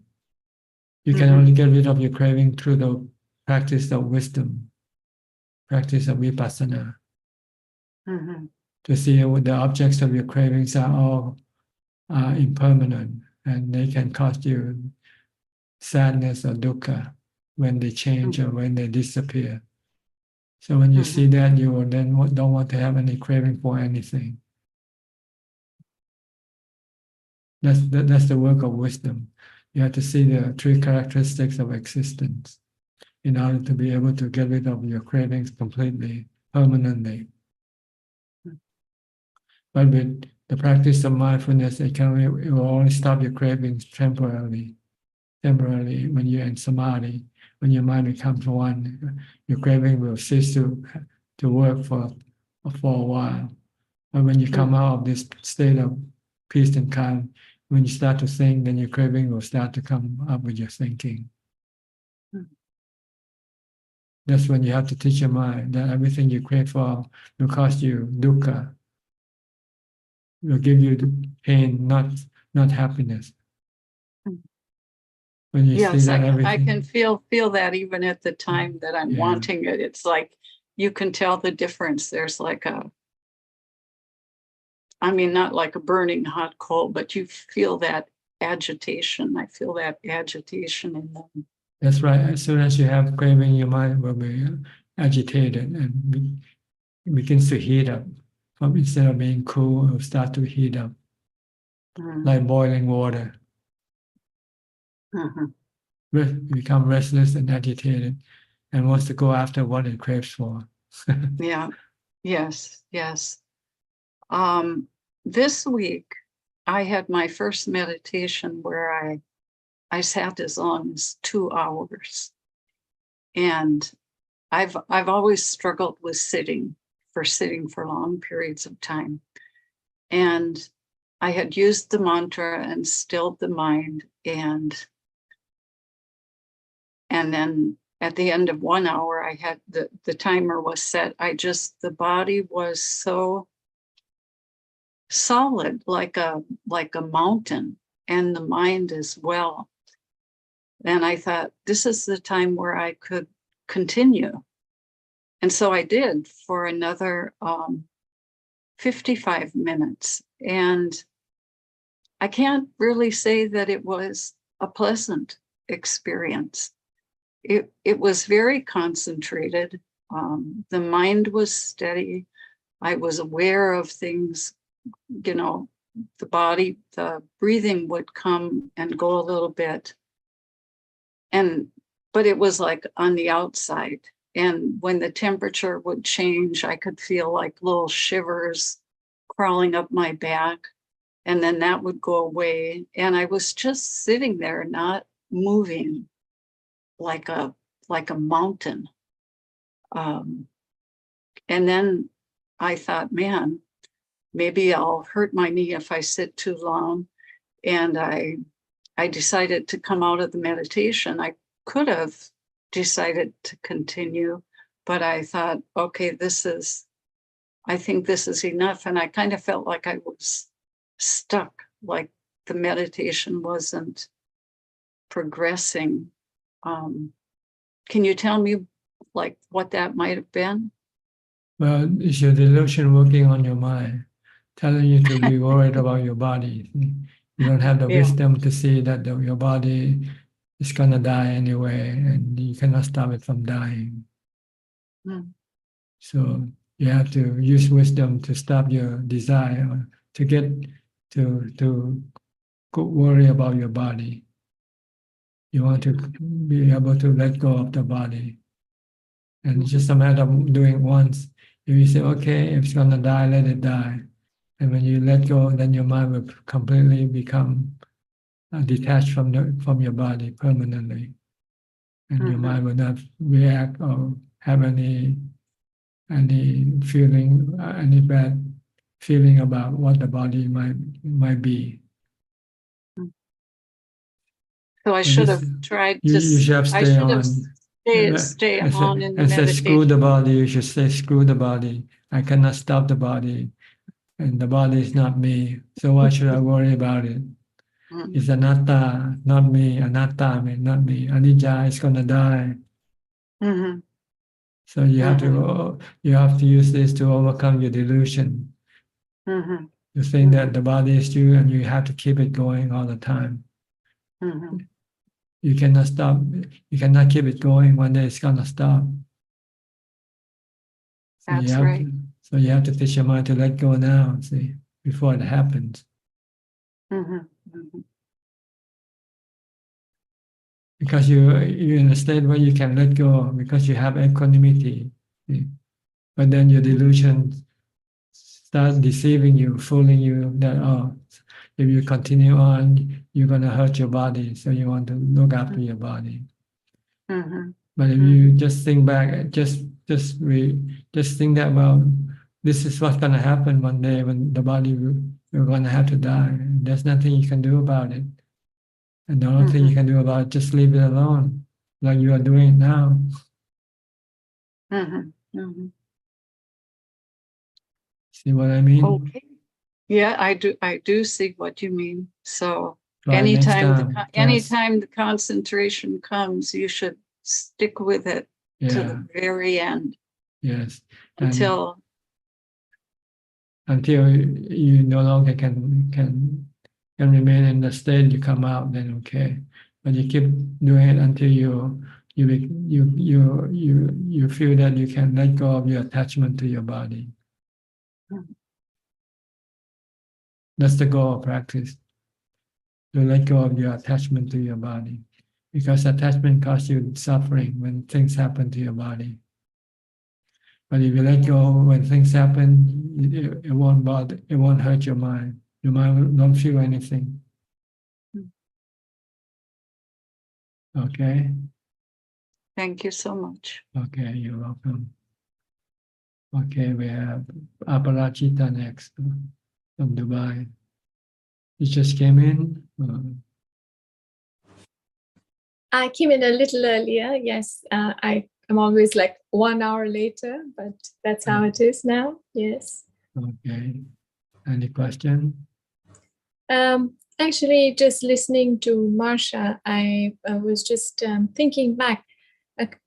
Kind of sometimes I get a few migraines, and this time I had one, and I did try to just say, okay, use the mantra. And sometimes it would almost feel very relaxed when I use the mantra, like it would almost feel like it's disappearing. And then again, I keep thinking about, oh, it's hurting. So how do I stabilize myself more to stay, and not keep getting drawn back into that? Keep reciting the mantra until it doesn't go back to the body. But if it keeps going back, you have to keep reciting the mantra. Okay. Until it stops. Until it stops reacting to the body, then you can stop the mantra. So then in a way I was in my little excitement that, oh, it's disappearing. I've lost the mantra. Right, so I should stop that. Yeah. I stop, yes. You should continue the mantra Yeah. until you don't feel anything toward your body. No love or fear toward your body. You can leave the body alone. Then you can stop your mantra. Okay. But if you start to react to your body, then you have to start your mantra again. You have to keep it calm, not reacting. Because by reacting, you're causing dukkha. You're creating dukkha or pain in your mind. All right? All right. Okay. Thank you. Thank you. Okay. Come back to Deepening again. Deepening, can you speak this time? Can you? Okay. Where are you from? Yes, can talk now. Can hear you now. Yeah, I'm from Indonesia. Okay. What can I do for you? Yeah, Ajaan, I have a question. Sorry. Sure, go ahead. You turn off your microphone again. Yeah, if I don't learn about 16 upakilesa, can I conquer that kilesa in my practice? Because yes, you don't need to know all the 16. Just know one of them at a time. When you're angry, get rid of it. When you want something, get rid of it. You don't have to know all of them at the same time. oh, thank you. Because I think I'm afraid there is also the theory that I haven't learned before that may be useful for my mind and my practice. So I'm afraid that I have to learn more theories for my progression like that. No, you don't need much theory. You just need very little theory. Know how to do mindfulness, know how to meditate. That's all. And know how to stop your defilement when they come up. Okay, Ajaan, thank you very much. That Okay. will be very useful for my practice. Thank you. Okay. I Yeah. hope you can get rid of your defilement soon, okay? Yeah, thank you. Okay. We'll go to Vince now, our last participant for tonight. Vince, sure. From Okay. Question. Go I ahead. think it's quite fun to watch the 5 aggregates because we can always keep the aggregates separate, like body, the 4 elements, the feelings you have to pleasant, the 3 types of feelings, and I'm sort of thinking about perception, and I want to understand a little bit more how should we be looking at perception. Well, so far, our perception is the problem. See, we look at the body as being myself, being I. So we have to change the perception that the body is not me, it's anatta, it's anicca. It can give me dukkha if I'm attached to it. So you have to switch your perception from wrong perception to right perception. Okay. Seems that Ajahn, everybody is talking, asking question and answering question or replying question based on their perception. Yeah? And the feeling that I have is like even the three characteristics, anicca, dukkha, and anatta, are so-called anchor, quite perception. I don't know whether it's the right word. That means there's a new perception. Even metta is a perception. Everything is a perception. Just that I always go back to my anchor perception, which is looking at things like anicca, dukkha, and anatta. Is that correct? Yes, because if you look at anicca, dukkha, anatta, you can stop dukkha from arising in your mind. Okay. So when we are communicating, should we be, sometimes I get people, they're nosy to look into people's thought process and perception, but most of the time I don't even bother to reply because it's like they are speaking of the perception, whether we want to engage or we don't want to engage. So what I meant was I should not be looking at people's perception, right? Because everybody is speaking out from their thought process. Well, you first look at your own perception first. If you understand your own perception, then you understand other people's perception also. Okay. Ajahn, let's say today I try three characteristics as the anchor perception, but sometimes I do one anchor perception, which is anicca. So that means at the end of the day, anicca, dukkha, and anatta is also a perception. So where is faith? And then I don't understand why people call it faith, but in fact it's just a thought that rise and fall. So why people call it defilement? There's nothing. It's just a perception that you call it. Nothing that's no good, we call it defilement. Isn't that neutral if we look at from anicca, dukkha, and anatta point of view? Well, you have to find out for yourself better than for me to tell you. Okay, so I'm experimenting it, so that's why I came with this question. Okay.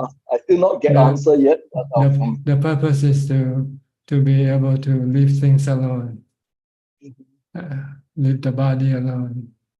Right. Let it get old, let it get sick, and let it die. That's all. We don't want it to get old, get sick, and die. That's the problem. See. So you want to solve the problem, you have to somehow teach your mind to leave the body alone. Let it get old, let it get sick, and let it die.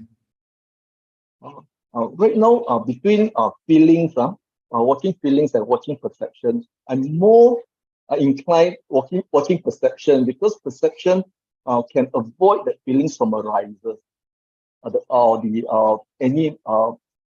You can stop it at the butt, stop the problem at the butt, and then we don't need to respond using our feelings. Yes, your perception is the one that causes the feeling to arise. If you have good perception, you have good feeling. If you have bad perception, you have bad feeling. If what you perceive is good, you have good feeling. What you perceive is bad, then you have bad feeling. But if you see everything, if your perception see the truth that anicca, dukkha, anatta, then you just have neutral feeling. You don't. Yeah, then that means I will shut up all day and then don't respond. Yeah, okay, understand. I'm happy with the answer. Thank you. Okay, you're welcome. I'll go to question from Facebook and Gmail and so forth. This evening we have 6 questions so far, and they're all from Facebook. The first question is from Metta Vandana. Ajaan, please give some examples of your own life when there were life-threatening dangers and you stayed equanimous. Well, like walking in the dark and suddenly you feel that you might be stepping on a snake and you start to think that you might die. Then if you have the anicca understanding of the nature of your body, that your body is subjected to death anyway, sooner or later, And if you can accept that, then the fear will disappear. If you're just willing to let the body die. The next question is from Kevin Sim. Will habitual meditation in the human realm, still not yet attained to the sainthood fruition, can it continue to meditate in the spiritual realm after passing away? Or do we need to wait to be reborn as human again before we can continue our meditation? Seeking Ajaan's clarification. Thank you. When you die, you go and receive the fruit of your meditation. Like if you have entered the fourth jhana, then you'll be born in the Brahma, in the Rupa world of existence. Until that jhana weakens, then you will then come back and reborn as a human. When you reborn as a human, then you come back and do more meditation again, because that's what your mind likes to do before it dies the last time. So when it comes back as a human again, it will start doing the same thing again, like it used to do in the past life. The next two questions are from Aun. Dear Bante, please explain. 1. If someone really enters the stream, would he or she will practice 8 precepts every day? Well, a stream enterer still have sexual desire. So he can have a choice whether to keep or not keep. If he wants to get rid of sexual desire, then he'll start keeping the 8 precepts. But if he still wants to continue, let the sexual desire continue on, then he'll just keep the 5 precepts. The next question from Aun is, if the person really enters the stream, are they still attached to Nama Rupa? A stream enterer is not attached to the body. Whatever happens to the body, it doesn't bother the stream enterer. Whether the body get old, get sick, or die, the stream enterer will not be affected by the situation of the body. The last 2 questions are from Samanji. 1. Are gods visible to our naked eyes? I mean, can an ordinary person see gods? Well, like I say, in Buddhism, I'm not sure which, if you're talking about God that creates and destroys, then we're talking about nature. But if you talk about God as the spiritual being, then we have spiritual beings like Devas and Brahmins. And in order for you to be able to contact the Devas, the spiritual beings, you need to have this special type of Samadhi called Upachara Samadhi. And the last question from Samanji is, could you explain what it is like to achieve the first jhana? Well, just like when you are hungry and you have some food, when you eat, you feel good, you feel better than when you're hungry. So when your mind becomes calm, your mind will feel happier than when the mind is restless. That is all, Kathan Ajaan. Okay. Well, that's about all the time we have for today or tonight, whichever the case may be to you. Well, thank you for your participation. I hope this meeting is beneficial to you and can help you advance in your practice. In the meantime, please stay safe, stay mindful, and keep on practicing. And if all goes well, I'll see you all at the same time next week. Thank you and goodbye. Thank you, brother. Thank you, Tanajan. Goodbye, Ajaan. Ajaan. Everyone. Good night, everyone.